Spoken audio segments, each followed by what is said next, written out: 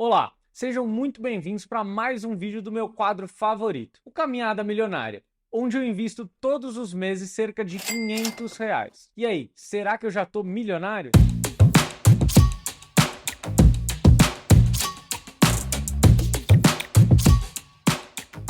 Bom, a gente está gravando esse vídeo aqui no começo de agosto. Hoje é dia 7 de agosto e eu abri o Canva aqui para dar uma olhada em como estava e eu já tive uma surpresa. Se a gente olhar como está o resultado desse mês de agosto, a gente já está com 220% do CDI. Mas claro, quem aqui já está acompanhando os outros vídeos sabe que a gente não é emocionado e sabe que isso não significa tanta coisa assim. A ideia desse vídeo nem é olhar mês de agosto, né? Porque a gente só vai analisar agosto no mês que vem, mas vamos olhar o resultado do mês passado. A gente teve uma quedinha aqui de R$ 1,85. Vamos dar uma analisada do que aconteceu. Primeira coisa, quando a gente analisa os ativos, aqui a gente tem a previdência normal, caminhando com um rendimento um pouco acima da inflação não, do CDI, desculpa. Quando a gente olha a previdência rendendo acima do CDI, aqui tem um resumo. Ó, rendeu mais ou menos 100%, 103, 117. Ou seja, quando ela está rendendo acima do CDI, a gente está falando de uma previdência boa. Eu espero que ela renda próximo ao CDI, até às vezes um pouquinho menos, por conta da taxa administrativa do fundo. Mas aqui a gente está tendo um resultado muito legal. Inclusive, reforço, a previdência na minha carteira de investimentos não tem a função de ser o motor que acelera os rendimentos.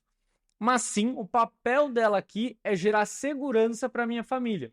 Para quem não sabe, previdência privada não entra no inventário.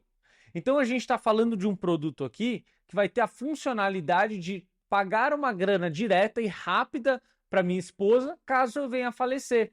Então minha preocupação aqui não é ganhar rios em rendimento, mas sim cada vez construir um bolsão de segurança para se caso eu não estiver aqui, que eu sou o principal provedor de casa, a minha esposa consegue ficar tranquila. Então, como está rendendo acima do CDI, tá ótimo. Não passa pelo inventário, rendendo acima do CDI.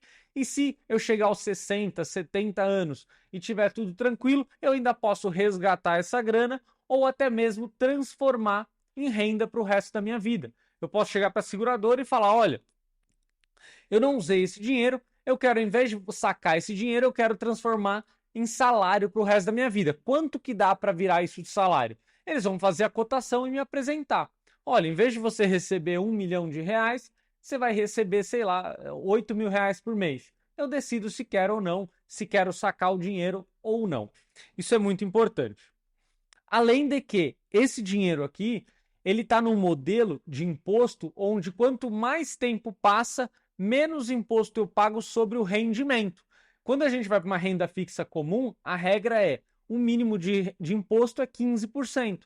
A Previdência tem 10% de imposto nesse caso. Então, a gente está falando de um produto com vários benefícios se eu segurar para o longo prazo e usar da forma correta. Inclusive, aqui na corretora, o principal conteúdo que eu trago aqui é consórcio, mas a gente também trabalha com outros produtos. Aqui na internet eu prefiro falar sobre consórcio, que é o tema que eu mais gosto.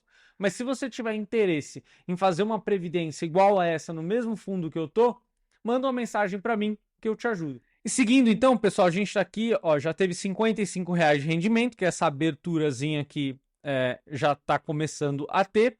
Lembrando que a gente está investindo R$ 200 por mês. Então a gente já teve de rendimento R$ 50. A gente já está começando a ter um pouquinho de juros. Quando a gente olha a segunda parte da carteira, que são os fundos imobiliários, eu reforço. Os fundos imobiliários são imóveis indiretos que eu compro através dos fundos para me gerarem renda todos os meses. Então, eles têm um pouco de flutuação no preço, justamente porque são negociados na Bolsa de Valores, só que a ideia é que, como os contratos com os imóveis normalmente são de longo prazo, a flutuação dos rendimentos é muito menor. Só que existe a variação do valor dela. Só que quando esses imóveis, vou considerar o fundo imobiliário como um imóvel já direto para ficar mais didático, quando esses imóveis ficam mais baratos, a minha ideia é cada vez comprar mais. Então, por isso que quando os fundos caem a cotação, isso me chama a atenção. Eu falo, poxa, é oportunidade para comprar mais imóveis mais baratos e garantir mais rendimento e provento Se você mensalmente. ainda não está inscrito no canal, me dá uma força. Se até aqui esse conteúdo te ajudou e te deu algum insight, se inscreve no canal e deixa o seu like. Isso me ajuda muito. Agora você pode continuar o vídeo. Lembrando que eu gosto muito de juntar os fundos imobiliários com os consórcios, porque os fundos imobiliários que me ajudarão, né? Porque agora ainda recebo muito pouco, mas me ajudarão a pagar as cotas. E quanto mais fundo imobiliário, eu consigo comprar mais cota de consórcio para comprar mais imóvel ou vender mais carta contemplada. Então, minha estratégia aqui ela é toda muito simples, pensando em proteção e organizar toda a casa. Daqui a pouco a gente já vai analisar os proventos que vieram dos fundos imobiliários. E aqui, quando a gente segue para ver o resto da nossa carteira, a gente tem um pouquinho de Tesouro IPCA, que é aquele tesouro que vai me pagar em 2045 o que eu contratei na época, mais a inflação.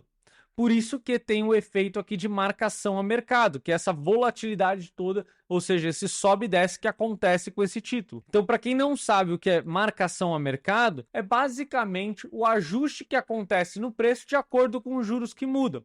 Vou tentar traduzir. O título do tesouro ele é determinado para chegar num certo valor no final do tempo. Então, esse valor final é fixo. Só que se no meio do caminho você muda a velocidade, ou seja, a taxa de juros com que esse título vai chegar nesse valor final, significa que você tem que mudar a posição dele. Então, se o carro tem que sair daqui, chegar até aqui e ele vai a 100 por hora, e está combinado que ele vai chegar na data tal, se eu falar, ó, agora você tem que rodar a 150 por hora. Então, o que a gente faz? Coloca o carro um pouquinho mais para trás. Então, é isso que acontece.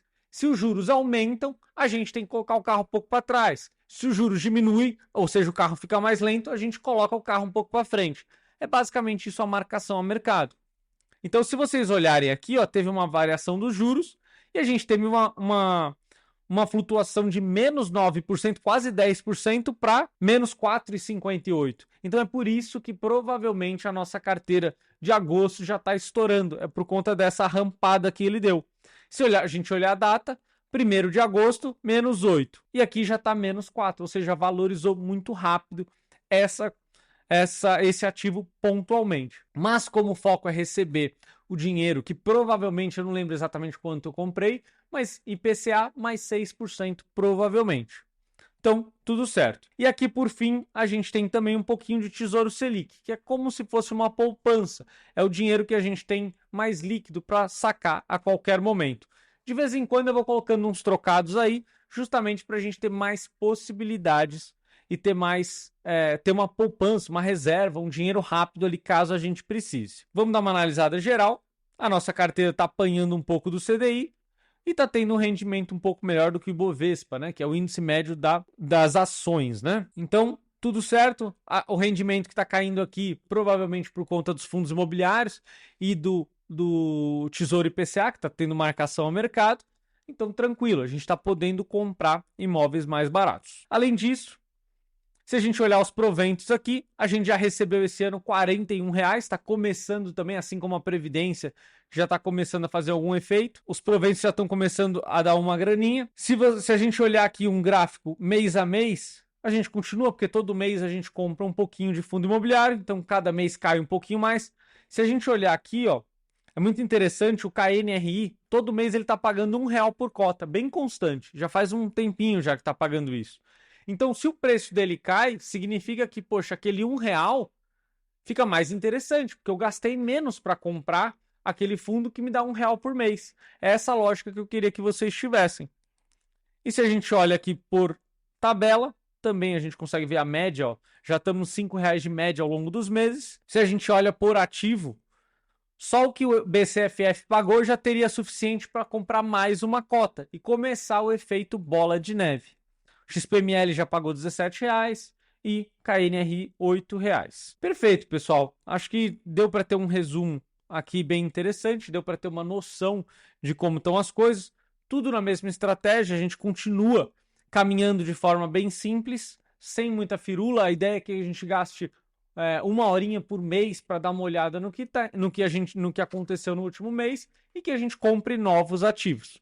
Esse mês eu comprei um pouquinho antes de entrar aqui na gravação, justamente para facilitar. Então aqui nos próximos segundos vai ter um resumo do que a gente comprou. Mas basicamente eu vou lê-los aqui para vocês. Primeira coisa, boleto da Previdência. Todos os meses eu vou pagar R$200. Inclusive, conforme a gente for aumentando futuramente os aportes, eu vou manter R$200 na Previdência. Justamente porque é uma coisa muito de longo prazo. Então a gente não precisa forçar tanto os aportes. Mas a gente comprou também um pouquinho mais de Tesouro IPCA.